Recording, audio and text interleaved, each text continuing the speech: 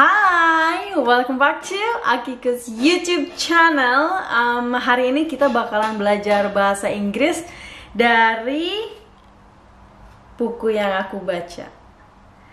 Kita bakalan belajar beberapa vocabularies yang aku ambil dari sini. Dan disclaimer, buku ini bagus banget. Nanti kita juga sambil bercerita kayak apa sih isi dalam buku ini. Jadi kalau misalkan kalian udah baca buku ini, bagus, jadi nanti kita bisa diskusi. Tapi kalau misalkan kalian belum baca buku ini, mungkin nanti akan sedikit spoiler. Tapi nggak apa-apa, karena aku akan ceritain semuanya. Cuman akan kasih idea sama kalian apa sih sebetulnya di dalam isi buku It Ends With Us. First thing, ini aku pakai lampu kerja aku. Jadi warnanya warm kayak gini, karena kalau misalkan pakai natural light, di Ireland sekarang lagi winter, masih winter, dan cuacanya lagi gloomy banget, jadi jelek banget kalau misalkan nggak pakai lampu. Oke, terus si buku ini tuh aku baca dalam waktu 2 hari karena aku bener-bener nggak bisa berhenti baca. Gimana ya, penuh dengan emosi. It's so emotional.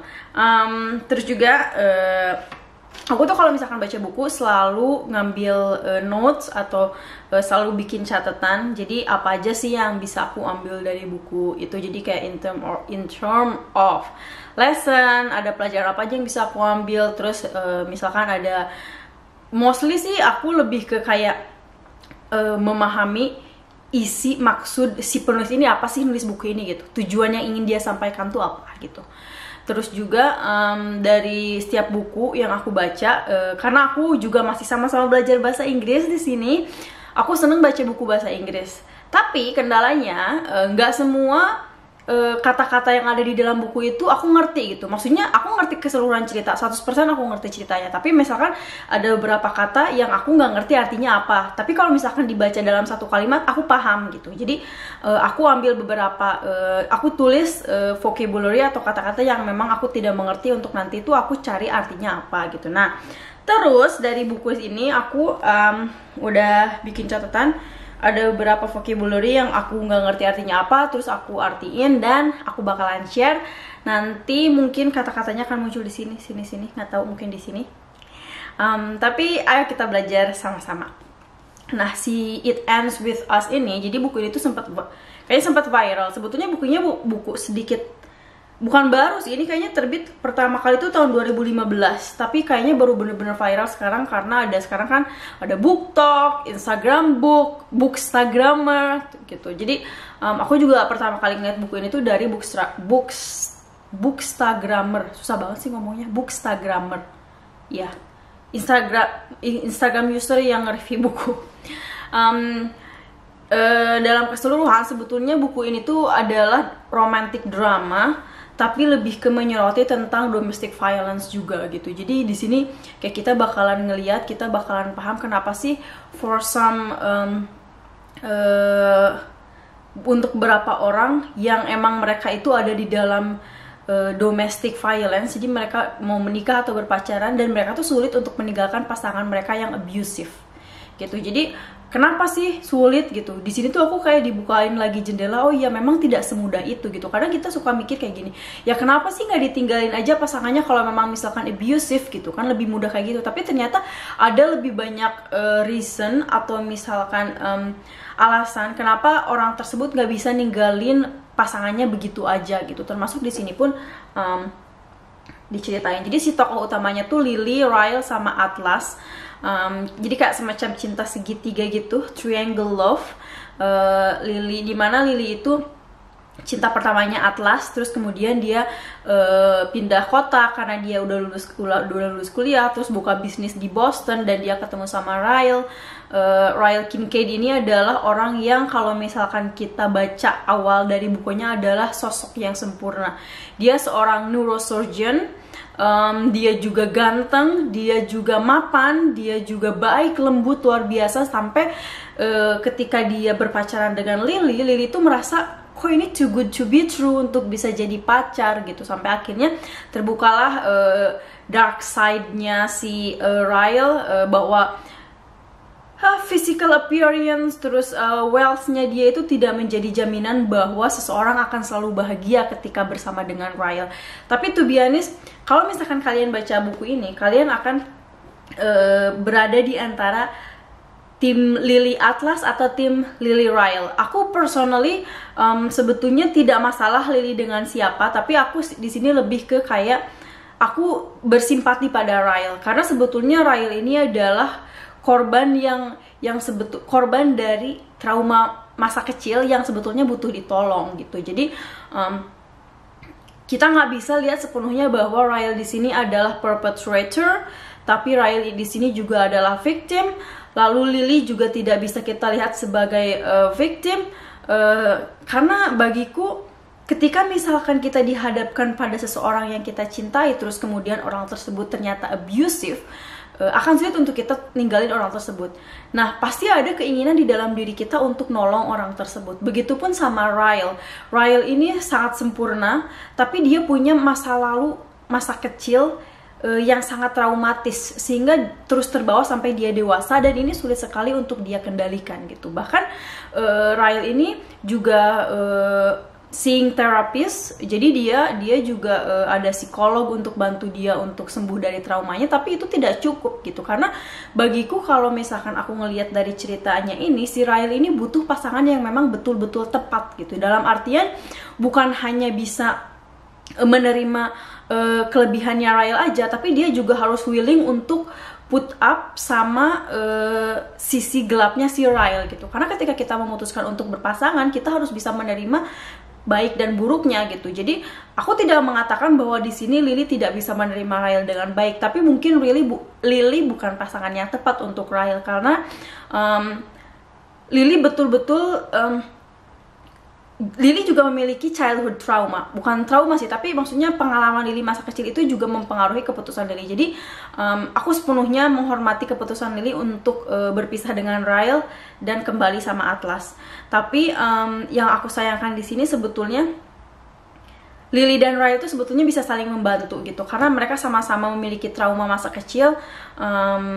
Ryle itu cinta mati sama Lily, tapi mungkin Lily karena dia juga belum sepenuhnya move on dari Atlas, jadi Lily nggak sepenuhnya juga bisa put up sama Ryle. Tapi itu personal opinionku gitu. Jadi aku nggak ceritain trauma masa lalunya Lily sama Ryle ini apa, karena itu akan jadi misteri ketika kalian baca buku. Cuman yang aku lihat adalah ketika kita menghadapi seseorang yang punya trauma masa kecil, itu seharusnya kita, kalau misalkan memang kita berkomitmen untuk nolong orang tersebut, itu harus betul-betul niat untuk nolong, bukan berarti oke, karena kasihan gitu. Karena kalau misalkan awalnya karena kasihan aja, itu juga akan malah bikin orang yang punya trauma makin menderita gitu. Anyway, mari kita belajar ke vocabulary dari It and With Us.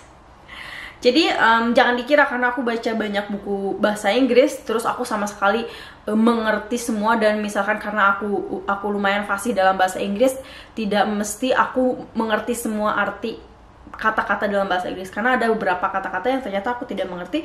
Terus aku catat di sini. Kelihatan kan? Nah, kelihatan di situ ada kayak phrases terus vocabulary. Jadi ada beberapa phrases atau frasa yang aku catat di sini juga, yang aku rasa aku senang dengan artinya, atau misalkan aku belum pernah mendengar sebelumnya, jadi aku catat. Oke. Frasa pertama atau phrase pertama yang aku tulis di sini ada, buku ini heart-wrenching. Heart-wrenching ini artinya extremely sad atau distressing, atau dalam bahasa Indonesia artinya sangat-sangat menyedihkan, sangat menyayat hati gitu loh. Jadi buku ini tuh betul-betul menyayat hati kalau menurutku. Oke, dan selanjutnya juga mungkin aku akan, karena aku belum cek pronunciation dari kata-kata yang aku catat di sini, jadi mungkin aku bisa salah juga. Nanti kalian bisa correct me. Mungkin aku ada salah pronunciation, kalian bisa komen di bawah gitu. Terus itu tadi frasa pertama.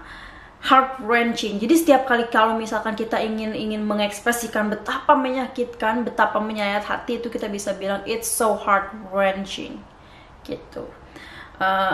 Jadi nggak selalu menggunakan kata broken heart, tapi untuk mendramatisir dari si broken heart itu kita bisa bilang it's heart wrenching atau heart punching. Aku kadang juga pakai heart punching. Terus ada frasa kedua yang aku catat di sini adalah on the verge of a breakdown.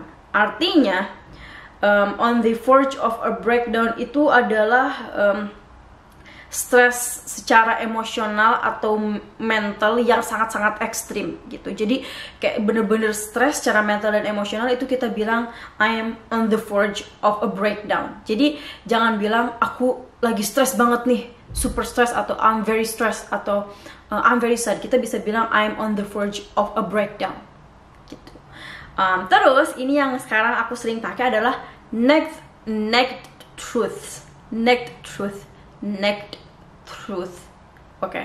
Aku mungkin gak bener-bener pronunciation-nya, tapi adalah next truth itu adalah kejujuran atau kebenaran yang bener-bener gitu, yang nyata gitu, tanpa ada tanpa ditutup-tutupi gitu. Jadi kayak misalkan aku punya next truth di sini, contohnya adalah aku pernah batal pergi ke sekolah karena aku dikejar anjing waktu kelas 2 SD. Terus aku lari-lari dan aku nangis sampai aku jatuh, dan di situ aku berpikir bahwa aku akan mati dimakan anjing. Itu my next truth gitu. Yang maksudnya next truth itu adalah sesuatu yang kita tidak pernah dengan sengaja menceritakan, tetapi ketika kita ingin berkata jujur gitu dengan seseorang, kita mengeluarkan next truth kita, atau mungkin juga bisa disebut sebagai apa ya, curahan hati. Nggak curahan hati ya, bisa dibilang curahan hati, tapi yang benar-benar keluar dari lubuk hati kita yang paling dalam, dan itu ada sesuatu yang sangat jujur dan tidak kita tutup-tutupi. Terus kita ada beberapa vocabularies di sini. Yang pertama adalah eulogy. Jadi di bab pertama itu kita disuguhkan pada Lily yang saat itu lagi sedih. Dia duduk di atas atap apartemen, bangunan apartemen gitu, ngelihat ke pemandangannya adalah kota gitu. Dia kayak merefleksikan apa yang terjadi pada diri dia hari itu, karena hari itu dia baru aja ngasih speech atau ngasih pidato di upacara kematian ayahnya. Nah, si pidato upacara kematian itu biasanya kalau di muslim, kalau kita muslim mungkin kita nggak pernah ada upacara kematian gitu, atau mungkin juga ada, aku nggak tahu, tapi kayaknya nggak ada. Tapi karena di sini latar belakangnya Lily itu adalah seorang Kristen, jadi dia ada ngasih eulogy. Eulogy itu adalah pidato yang membicarakan hal-hal yang baik tentang orang yang meninggal gitu, tentang orang yang meninggal tersebut. Jadi namanya adalah eulogy.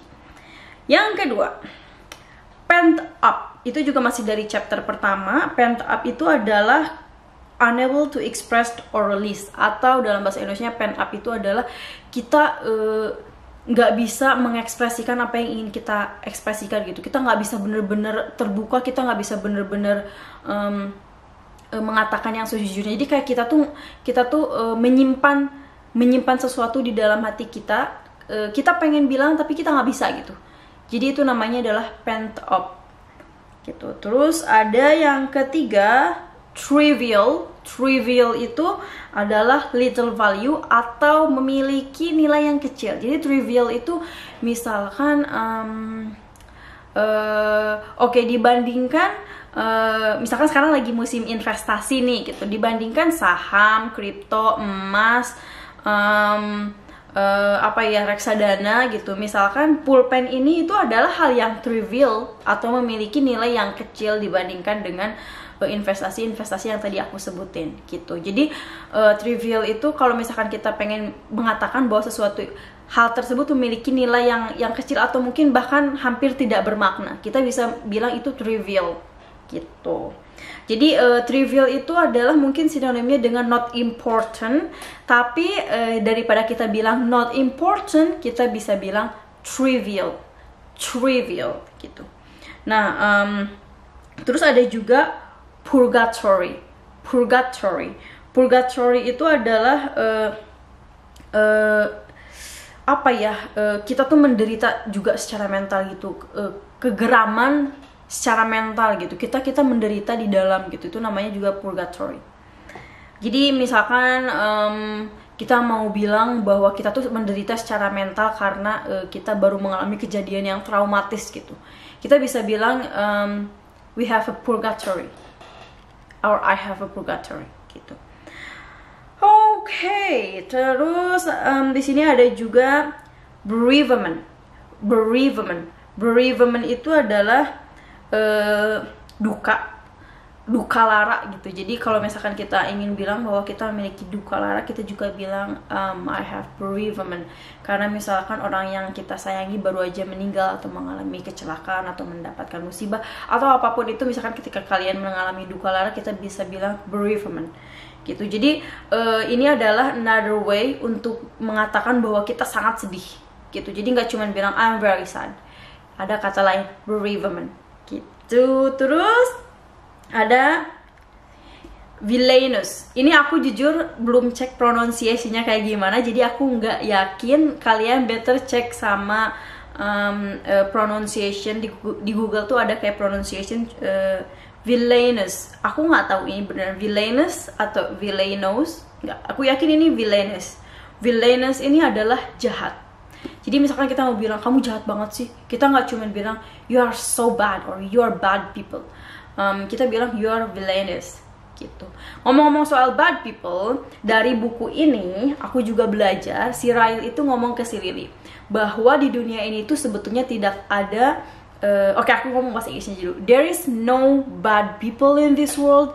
There are only people who sometimes do bad things. Jadi si Ryle bilang sebetulnya di dunia ini tuh tidak ada orang jahat, tapi hanya ada orang-orang yang terkadang melakukan hal-hal yang buruk. Gitu. Bagus kan? Aku setuju sih sama ini. Oke. Terus ini ada kata inebriated. Aku juga belum pernah dengar sebelumnya sampai aku baca buku ini. Inebriated itu adalah intoxicated, atau kita bisa bilang mabuk gitu. Kita misalkan orang yang suka minum alkohol itu biasanya kan mabuk. Nah, itu kondisi mabuknya dia itu adalah inebriated. Jadi kita kalau misalkan non formalnya kan kita bisa bilang oh that person drunk, orang tersebut mabuk gitu. Tapi kalau misalkan kita pengen bilang secara lebih formal, kita bisa bilang he is inebriated, dia sedang mabuk gitu. Selanjutnya di sini aku mau ada highlight satu quote dari Alisa Kincaid alias aku baru menjatuhkan pulpen. Sorry, aku ambil dulu sebentar. Kembali dengan si pulpen aku yang barusan jatuh. Nah, jadi ada quotes yang aku suka banget dari Alisa Kincaid alias adiknya Ryle Kincaid. Dia bilang ke si Lily, karena secara kebetulan Alisa adalah sahabatnya si Lily. Terus pas Lily baru buka usahanya itu, dia kayak ngelis mimpi-mimpi yang harus dia capai. Terus si Alisa ngomong kayak gini, Lily, one dream at a time gitu. Simple tapi bermakna. Jadi satu mimpi satu waktu gitu. Jadi maksudnya ketika kita fokus mengejar satu mimpi, udah kita fokus sama si satu mimpi ini dulu. Jangan fokus dulu mikirin mimpi-mimpi yang lain. Ketika satu mimpi ini sudah selesai, kita move on ke mimpi yang lain gitu. Ini aku suka banget sih, karena aku kebiasaan suka punya banyak sesuatu yang ingin aku capai, yang ingin aku accomplish dalam satu waktu. Padahal sebetulnya yang terbaik adalah one dream at a time. Jadi accomplish satu mimpi dulu, baru kita pursue another dream gitu. Ini adalah quote dari Alisa Kincaid. Selanjutnya ada vocabulary obituary itu mungkin kalau misalkan kita baca koran-koran itu ada yang namanya pengumuman kematian, jadi death notice. Mungkin kita bakalan ngelihat oh ada pengumuman kematian, itu namanya obituary gitu. Terus di sini juga ada uncanny. So Ryle bilang sama Lily ketika pertama kali ketemu sama orang tuanya Lily, maminya Lily, karena papinya Lily udah meninggal. Si Ryle bilang, you guys look alike. Uncanny. Artinya uncanny adalah sangat similar atau sangat mirip. Jadi kalau misalkan kita bilang, aduh ini mirip banget ya, jangan bilang you are very similar. Kita bilang it's uncanny. Uncanny itu very similar gitu. Jadi kita ada vocabulary baru ketika kita pengen bilang sesuatu sangat mirip. Misalkan kita ketemu orang kembar, kita bisa, oh God, you are uncanny. Kalian sangat mirip gitu. Kita lihat apalagi yang ada di sini. Kok ini aku jadi malah coret-coret. Oke. Ada 5 kosakata terakhir yang ingin aku kasih, yang ingin aku bahas di sini, yaitu compromise. Compromise ini biasanya selalu menjadi topik ketika kita memiliki hubungan atau kita memutuskan untuk punya hubungan yang serius. Makanya sebetulnya dalam buku ini Ryle sama Lily itu sudah berusaha untuk compromise. Coba ada yang bisa tebak compromise itu apa?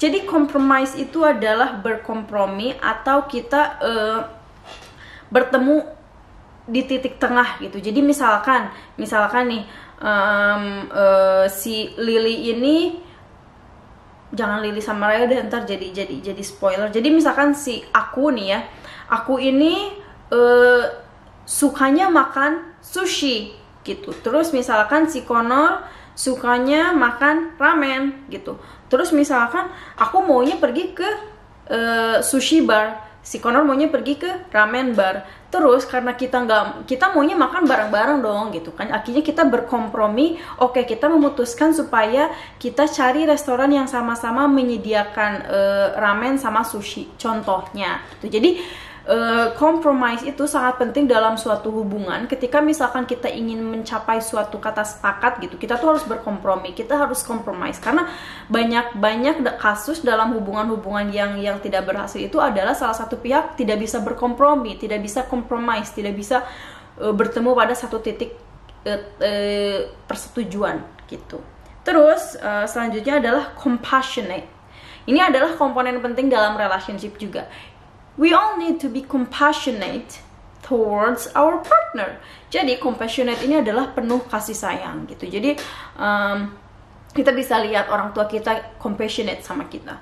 Jadi kalau misalkan kita pengen bilang, aku tuh tulus sama kamu, aku membantu kamu dengan penuh kasih sayang gitu. Apa tuh bilangnya berarti? Nggak jadi I help you because it's full of love. Karena kan sayang biasanya translatein ke love gitu. Jadi bilangnya I help you because it's full of love. Enggak kayak gitu. Tapi misalkan I'm just being very compassionate to you gitu. Aku sangat menyayangimu, aku melakukan segala sesuatu dengan penuh kasih sayang gitu. I'm very compassionate to you gitu. Terus ada juga ludicrous. Ludicrous ini adalah menggelikan atau lucu gitu. Jadi kalau misalkan kita pengen bilang sesuatu, itu lucu ya, lucunya tapi menggelikan gitu. Misalkan kita lihat video di TikTok atau di Instagram yang sangat lucu dan menggelitik, itu kita bisa bilang that video is ludicrous gitu. Jadi another way to say funny, kita bisa bilang ludicrous. Terus selanjutnya 2 vocabulary terakhir di video kali ini adalah deceptive. Deceptive ini adalah kalau di bahasa Indonesia mungkin sifatnya menipu gitu. Jadi misalkan jadi deceptive ini adjektif. Kita misalkan mau bilang, oh rumahnya dia itu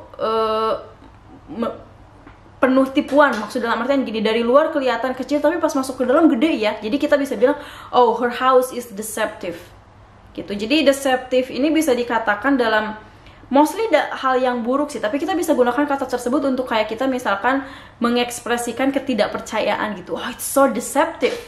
Gimana mungkin rumahnya dari luar kelihatan kecil tapi pas masuk ke dalam itu gede. Jadi kayak kita merasa tertipu gitu. Jadi deceptive itu adalah sifatnya menipu gitu. Filter-filter di Instagram itu deceptive loh, karena sifatnya menipu. Padahal sebetulnya aslinya tidak seperti itu, karena pakai filter kelihatannya jadi berbeda gitu. Terus kata terakhir adalah voyeur. Voyeur itu adalah lobby atau serambi. Kalau misalkan rumah-rumah di Amerika sama di Indonesia tuh kita kan suka ada teras depan rumah tuh. Nah itu namanya adalah voyeur. Jadi kalau misalkan kita mau bilang nanti di rumah nih mau ngopi-ngopi cantik di depan rumah, kita bilang ke orang tua kita, I'm just going out to the foyer. Aku cuma mau ke teras depan kok, gitu. Alright, I think that's all vocabulary yang aku tulis dari bukunya It Ends With Us dari penulis Colleen Hoover. Ya, kalau kalian belum baca, aku bakalan rekomendasiin banget untuk baca buku ini. Dan thank you guys for watching and for learning with me. Kalau misalkan aku ada salah kata di bawah dalam pengucapan beberapa kata bahasa Inggris, di komen ya. Jadi kita bisa sama-sama belajar. Oke, see you in the next video. Bye-bye.